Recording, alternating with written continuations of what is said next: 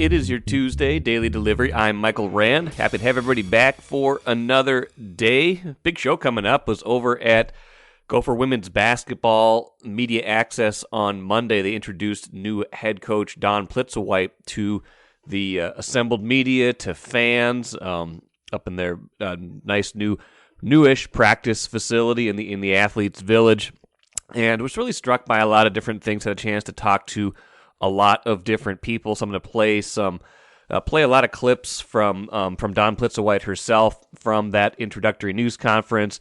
Bring on Kent Youngblood for a little while. Of course, covers the Gophers women's basketball team for the Star Tribune. Chatted with Mark Coyle, athletic director from the Gophers, for a little bit after the news conference was over. So I want to play a little bit of that for you. Talk to Rachel Banham, former Gophers great, while I was there. So I'll play a little bit of that for you, and I've got a little audio of Mara Braun as well. Standout Gophers women's basketball player who decided to stay through the coaching change from Lindsay Whalen to Dawn Plitzuweit. So a lot of coverage coming up of that. Big hire by the U. Big change over there in that program. But I thought a pretty impressive overall first impression for the new head coach, Dawn Plitzuweit. So we'll spend a lot of time on that here in a little bit. Got some Vikings thoughts that I'll share towards the end of the show. Already got through some of those on the Access Vikings podcast that went live on Monday, but still thinking about a few extra things there. First, though, what did I miss? Let's start with the Timberwolves. I mean, we had Patrick Royce on Monday's show talking about just, everything's over. We've done this probably like 5 times this year, right? Everything's over. Everything's done. Two losses in a row. Cat still not back, and I'll get to that in a minute. Anthony Edwards out for a second consecutive game, and almost all of the last 3 games because he hurt that ankle early in that loss to the Bulls a few games ago. They lost those first 2. They're falling fast in the Western Conference playoff race.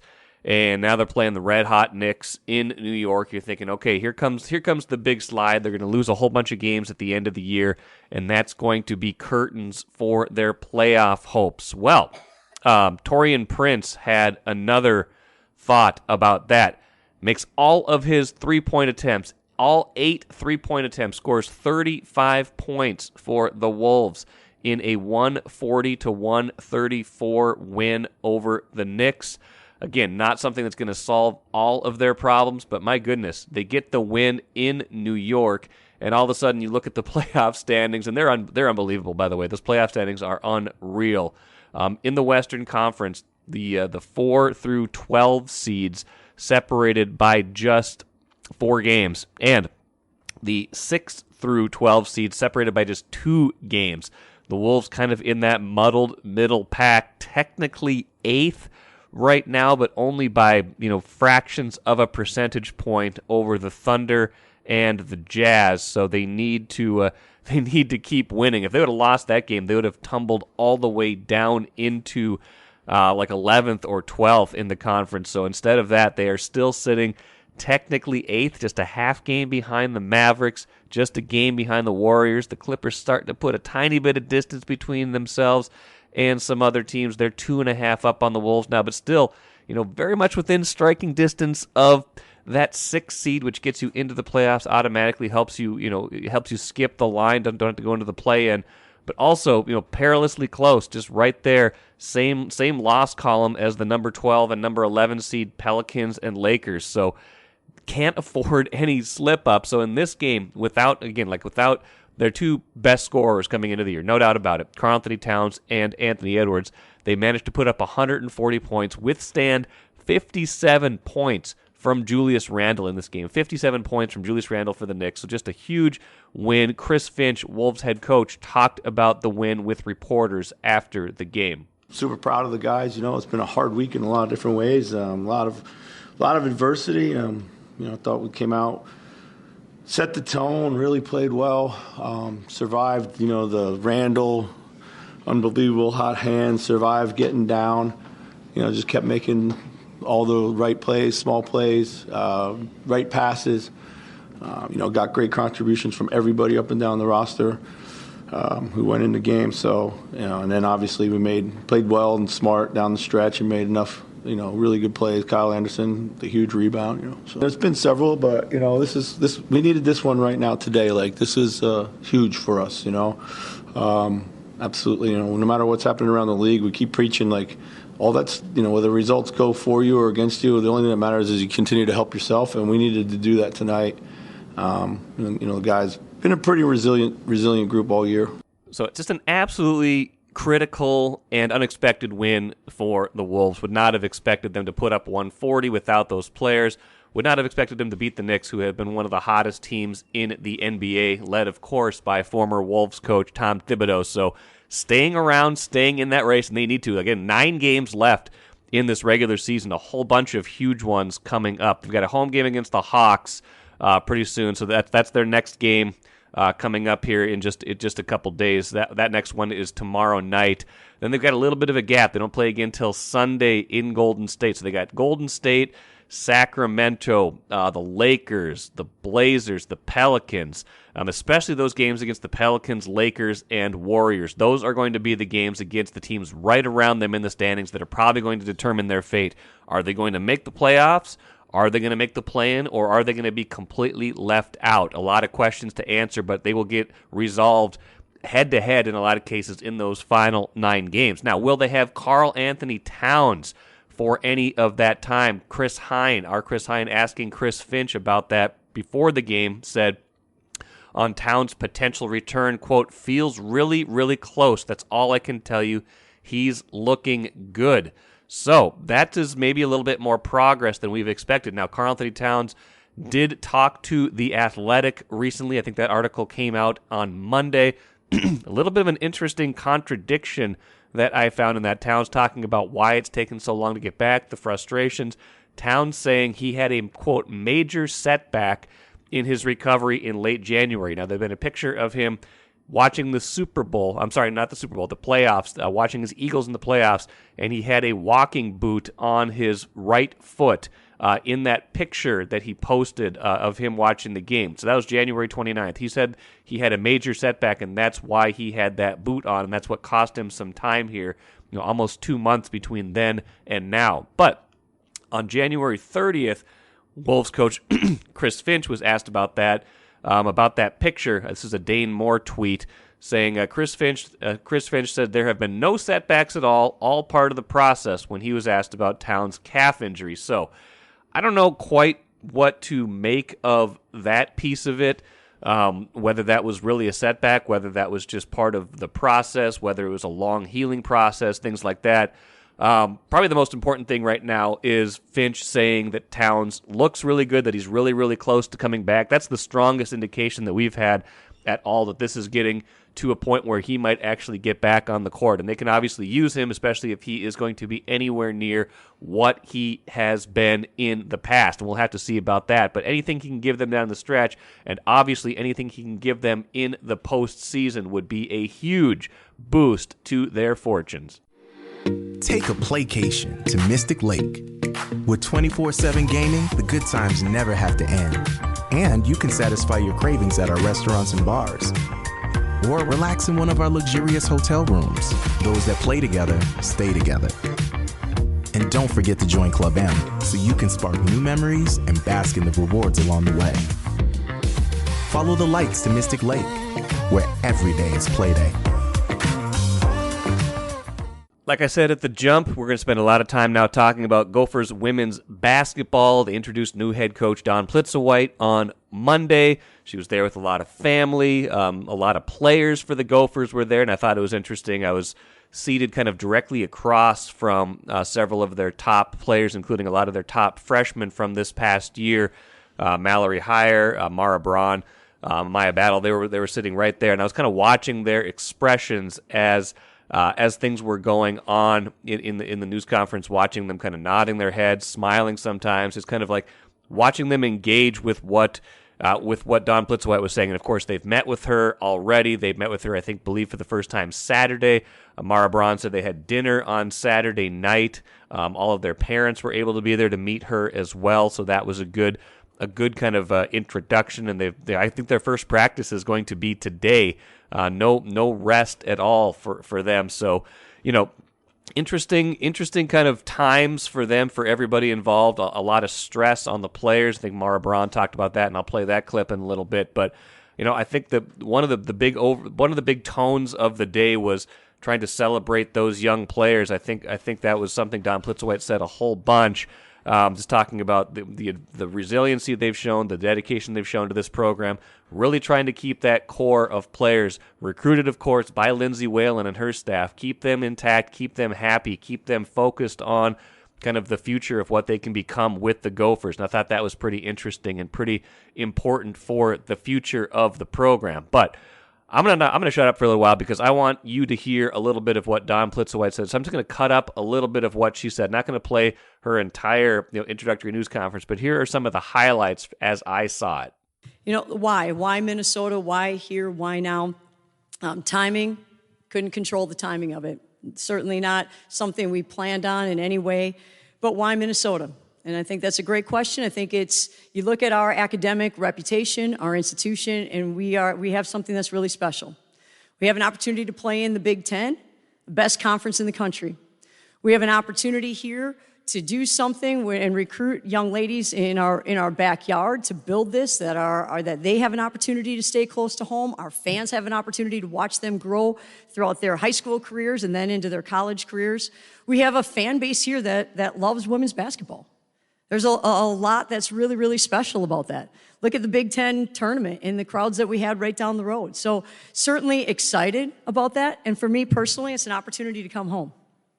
Well, first of all, they're incredible young ladies. And I think what's really special about them is that they have chosen to come to the U to represent themselves, their families, our program, our athletic department, but the entire state of Minnesota in a lot of ways. There's a lot of, you can feel it when you're around them. And that makes this really, really special. And what can we do? We're going to compete. Our first workout is tomorrow. We're going to compete in our first workout. And I know that they're excited about that.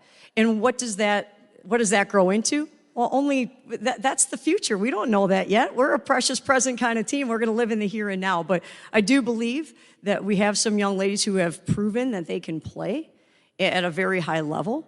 And now we've got to continue to just get better every day and see where that leads us, but we're really excited about it.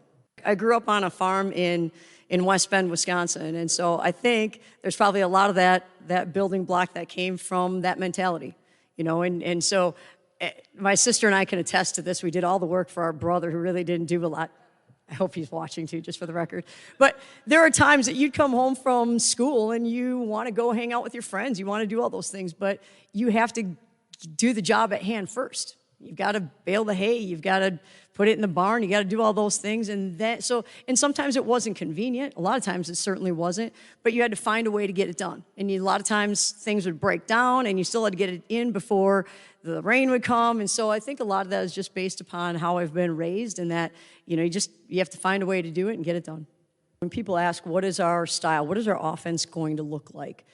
Ultimately, it depends on our time together and working and growing and putting these young ladies in the best possible situation to be successful. So whether that's a 4-out-1 in motion, whether that's a 3-out-2 in, whether it's whatever it is, whether that's a chin offense that runs into something else that runs into a motion offense, I don't know yet. It's going to depend on how we kind of come together and what that looks like. And that's kind of the fun of building all of this together too. So I would say, defensively, I think it's really important that we continue to get better on the defensive end, limit opportunities. Everybody wants to run. That's fun. It's fun to play fast. Well, how do you play fast? You got to get stops. It's hard to play fast if you don't get stops. So you got to be really good on the defensive end first and foremost to be able to get out in transition and make things happen. And then when you're in transition, you want to take care of the basketball, because there's nothing worse than you're playing fast, but you're giving it right back to the other team, and now you got to go back on defense and get another stop. So for us, it's a matter of we need to make sure that we're really good on the defensive end, and then we build into the offense after that. Okay, how do we plan our first practice? I think what's important for our young ladies, what's really important is for them to understand why we're going to do things. So instead of just setting up some cones and we're going to do some finishing drills and grab a pad, we'll show them some film. We'll show them some film of teams within the Big Ten and how they defend things or how we need to defend them. Defense will probably won't be tomorrow, you guys. It'll be offense tomorrow. You guys will be happy. You will love that. Offense is way more fun to practice at this time of the year. So I said that, but I didn't really mean that. It'll be offense. But then we'll look at maybe how in the past our team here at Minnesota has attacked a certain type of a look defensively. And then we'll look at maybe how teams that I've coached have done that so they can see it, so they understand why they're doing it. And then we'll go out and hopefully we have some practice guys that can help us simulate some of those things, and we can do that. So I think it's important for young ladies to know why we're doing what we're doing rather than we're just going to drive from the top of the key and we're going to get to the basket and we're going to work on different finishes. So I think one thing that strikes me, and I hope that strikes you when you hear that, is this is someone coming in with a pretty good idea of what she wants to do. And I think Kent Youngblood will speak to that here in just a minute when I bring him on. But, here's a coach who's been doing this for a long time. She went straight from a pretty successful playing career at Michigan Tech straight into being a coach at Michigan Tech.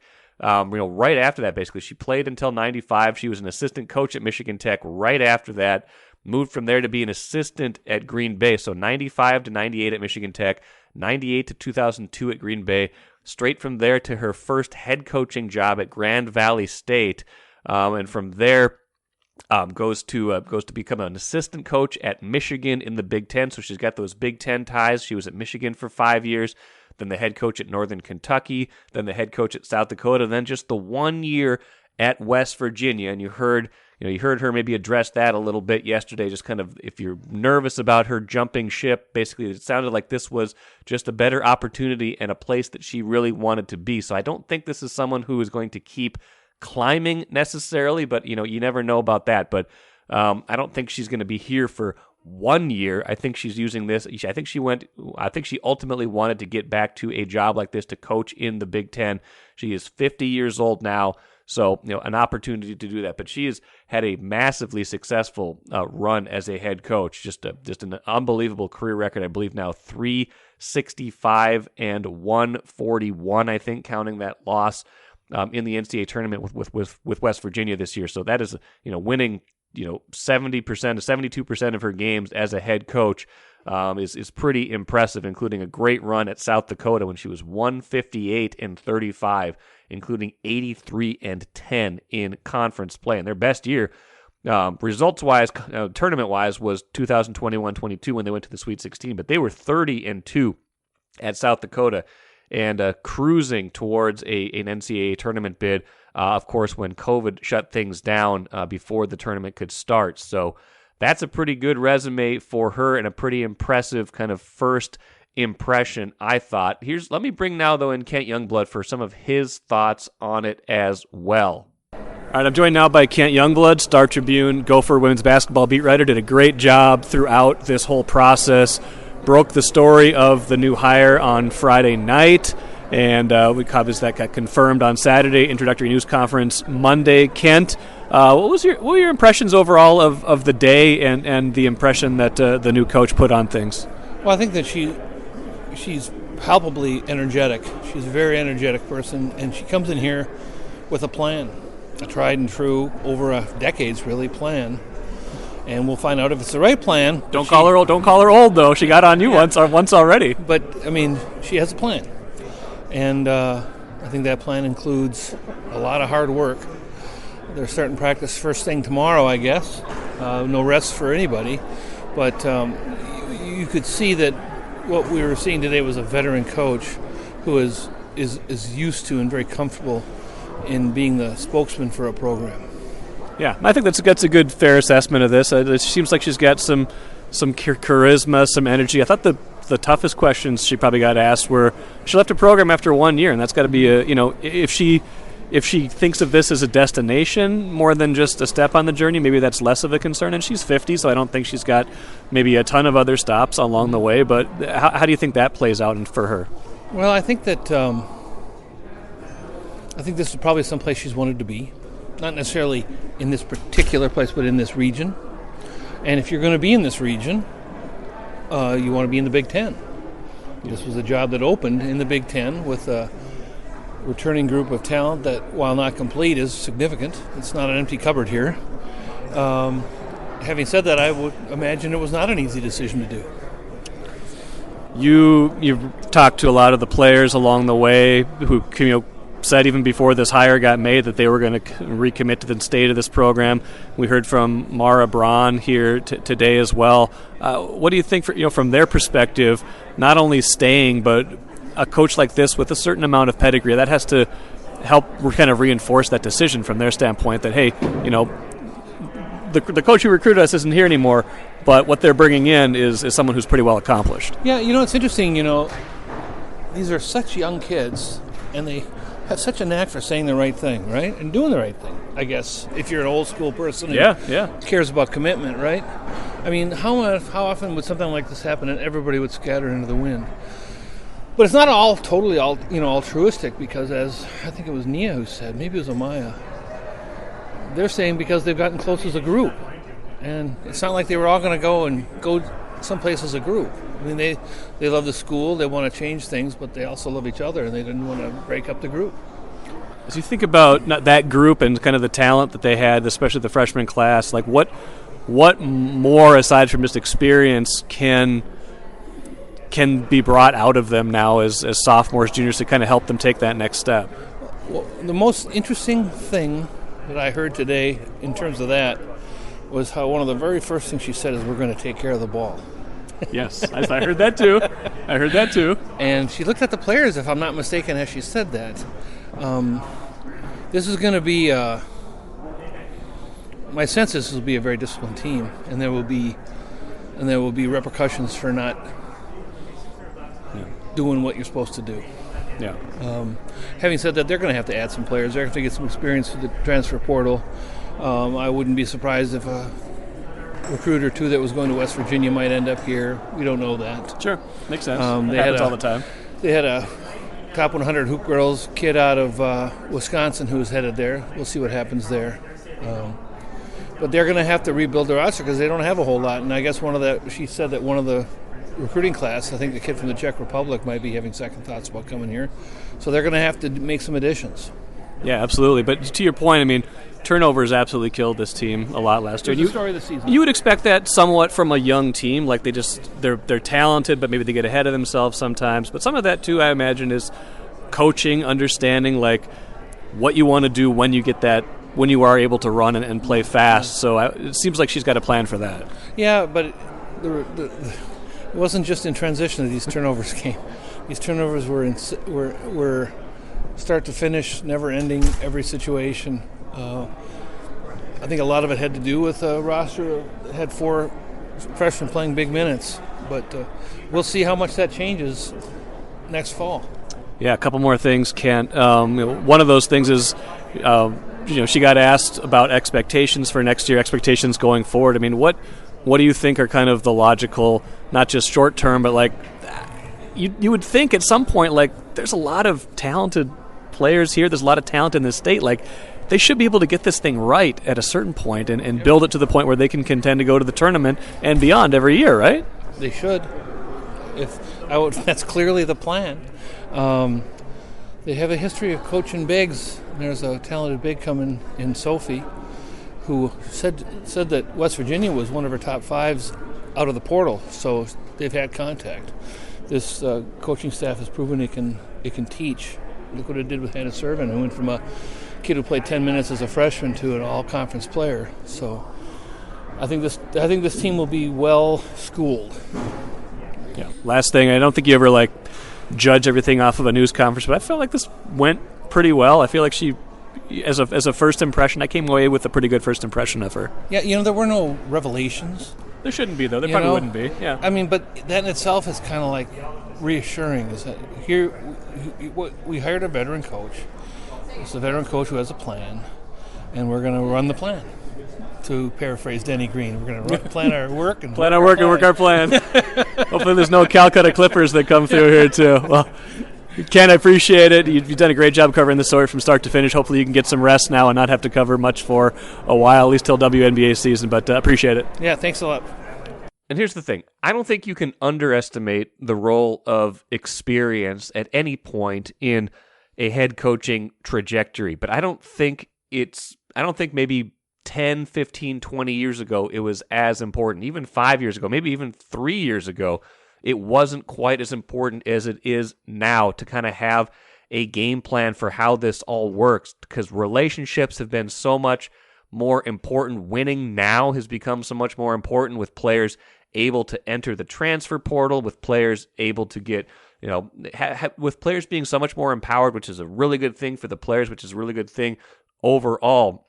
There's a lot more player movement. You need to have kind of this ability to build a roster still in this modern era, to keep players here, to come in right from the jump and have a plan on how you're going to win. And it certainly seems like Plitzuweit has that going for her. Now, I did ask Mark Coyle, Gophers athletic director, just how much experience matters right now, how much his job has changed, how much a coach's job has changed. Here were his thoughts on that when I caught up with him after the news conference. College athletics is upside down right now. I mean, I was in Des Moines this weekend with 8 different athletic directors, 8 different basketball programs, and we all talk to each other, and we all just talk about how everything is completely upside down, and you're trying to understand the new landscape with NIL, the transfer portal, and some of the changes going on. And so obviously Dawn, understanding that background and the school she's been at, working her way up through it, I mean, her knees aren't going to buckle. And as we all work through this thing together, as we try to get Dinkytown athletes more involved and more vibrant with our student athletes, she'll play a big role in that. So again, that experience, I think, will be a huge benefit to us as we move forward. How challenging has that been for you? I mean, you've got 25 coaches that have to navigate this, but you got to navigate it for them too. And where I think the challenge comes from is a year ago I couldn't even talk about NIL with anybody. I mean, the NCAA said you're not allowed to talk about it, and now we can talk about it, and now I can go have lunch or breakfast with donors, and I can talk about NIL and the importance of NIL and those type of things. So again, Des Moines, when I was there this week, it was a great example. Whether I'm talking to Ross at Texas A&M or whoever it may be, you're just Chris Del Conte at Texas, like you're all just trying to navigate it to understand how it works, what you can do, what you can't do, and those type of things. So could you imagine if talking, like when you were here the first time at the U, could you imagine talking to boosters and just like having these kind of, I mean, like it's a totally different era. But think about 7 years ago when I was hired. Yeah. You would have never taught. I mean, if Jim came here to play basketball and then you want to enter the portal, you sat a year, and now you can transfer and go play at a Big Ten institution 6 months later. I mean, it's just, again, and people have got to somehow, it's our new reality, and what we've all learned is the one constant is change, and we've got to embrace it. And again, I think Dawn's experience and her demeanor, she'll be able to handle that. And I know when she got to West Virginia, she had to manage some transfers there and did it well, got them to the NCAA tournament. So she'll figure it out. She'll be good for us on the side. Appreciate it. Thank you.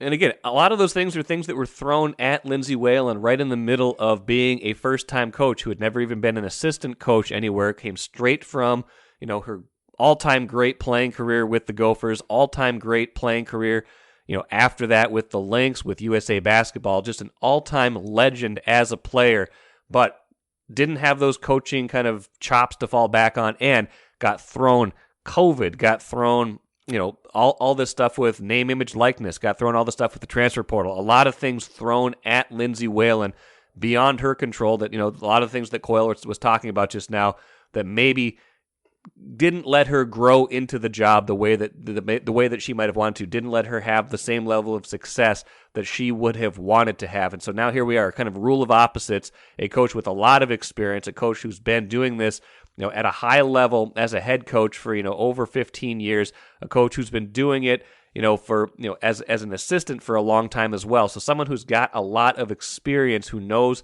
kind of the ins and outs of how to run a program. And that's the way they're going right now. And it seems like players are excited about it. Had a chance in a group setting to talk to Mara Braun, one of their very talented freshmen, going to be sophomore next year. Here is a couple things she had to say about the process as well. It's been crazy.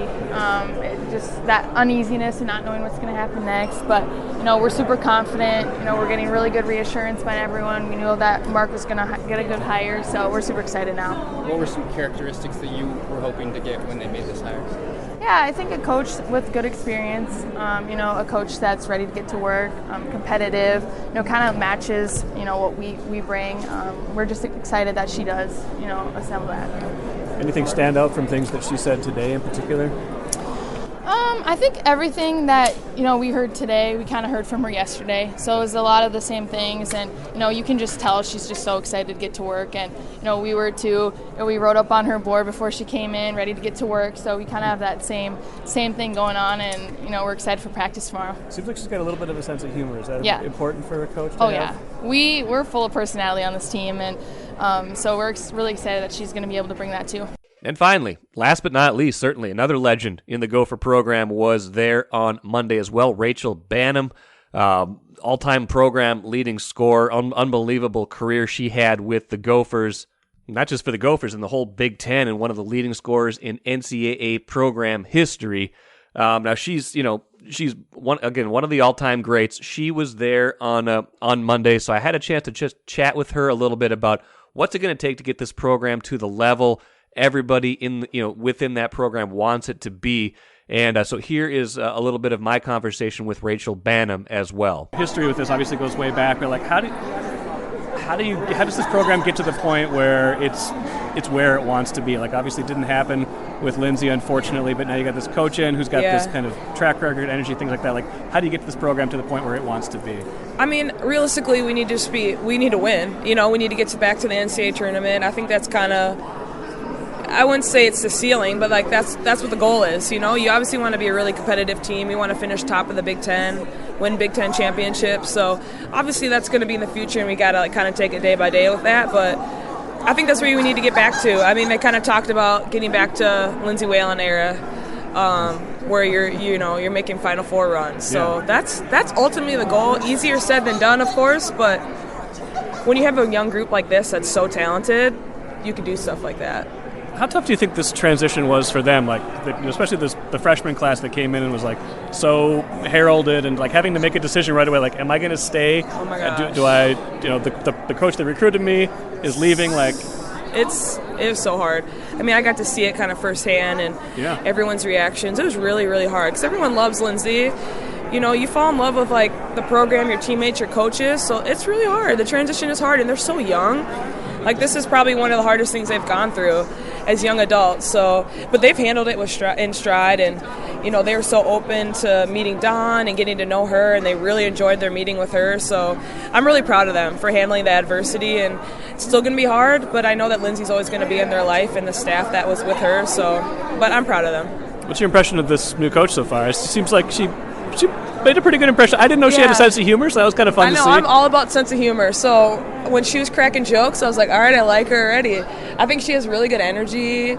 She seems fun. I like all her answers. Like, everything she says she's very basketball-minded and has a high IQ, and I love that. I love just, like, talking hoops. So I'm excited just to get to know her more on that. Yeah, it was kind of fun when she was talking through like all the different offenses you could run. I was like, okay, that was kind of nice. I know, and I like that she's kind of going to come in and see what these girls do before kind of making that decision, because you do really have to adjust to the people that you have in your program. So I thought that was a really good answer. Yeah. Awesome, Rachel. Appreciate it. Thank you. So, long story short, I think the Gophers have to hope that this is essentially Brenda Frese in reverse, right? Brenda Frese came to the Gophers, almost 20 years ago now. Took the job and just 1 year later, after one NCAA tournament appearance, bolted for Maryland, a better opportunity, a place where she's been able to be a national title contender year after year after year, and she stayed there that entire time. Dawn Plitzuweit comes here after just 1 year at West Virginia. West Virginia not happy with her, by the way. You see a lot of comments on social media, people there unhappy with the way she left there after a year, and she's, I think she addressed that pretty well during the news conference, saying it was just a matter of timing, that it was a tough decision, things like that. So I understand there's going to be some hard feelings there. The Gophers, though, they have to feel like they got the right person. They have to hope that this is a person who did have that 1 year there that maybe makes you a little bit nervous about whether she could take another job somewhere else at a certain point. But they have to hope that this is someone who came here thinking this was a destination job and will be here for a very long time, and could make this program as good as, if she does as well as Brenda Frese did at Maryland or has done in Maryland, everybody will be very happy. If she can come close to that, they will be happy as well. So they have to hope maybe this is a Brenda Frese in reverse, and that she is here for a long time because she is having a lot of success. All right, let's finish with the cooler. Got some Vikings thoughts. Shared a lot of them on Access Vikings with Ben Gessling and Andrew Kramer. Just on Monday, that podcast is live. You can find that wherever you get this podcast as well. But just kind of an interesting off season so far. I'm still kind of confused as to what they're doing with Zadarius Smith and Dalvin Cook, and maybe those things are going to be obsolete very soon. Maybe there's going to be some movement there as they kind of work to create more cap room, as they kind of reshape and retool their roster overall. But Zadarius Smith still being on the roster, even though he had that $5 million kind of guarantee that hit last Friday. Dalvin Cook still being here, even though they already re-signed Alexander Madison. Those things are just kind of odd to me. I'm sure they have a plan. I know they know what they're doing.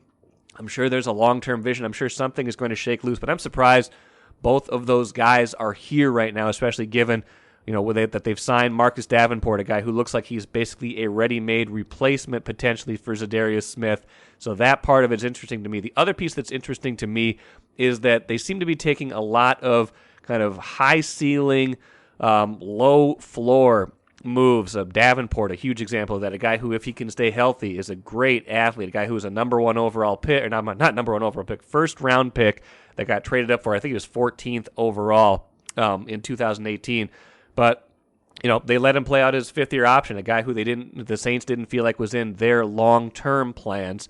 So that piece of it's interesting. Byron Murphy, the corner they signed from Arizona, essentially is it's on a 2-year deal technically, but it's shaped mostly like a 1-year deal. Prove that you're really good, stay healthy. If you don't, they're going to cut you loose. So interesting year, kind of taking some flyers on some high upside, low floor guys, trying to maybe reshape themselves a little bit, give themselves some more structure. Interesting that they're trying to beef up the running game, it seems like, with some of the moves they've made, some of the structure and some of the things that Kevin O'Connell's talking about. Obviously, you want balance. You want to be able to run the ball. But I still do think they're going to throw it quite a bit, but maybe they're giving themselves some leeway for if and when a quarterback situation is different. Again, that's the big one coming up here. Kirk Cousins, no extension, just a restructured contract that the Vikings can technically get out of as soon as before the 2024 season. So is this going to be Kirk Cousins' final year here, or is something else going to change with his contract at some point? These are all big questions. I don't know the answers right now. I'm just a little puzzled as to where they sit at this exact moment, and I'm looking forward to seeing where things ultimately shake out. That will do it for me today. Hope you enjoyed today's show. Back at it again tomorrow.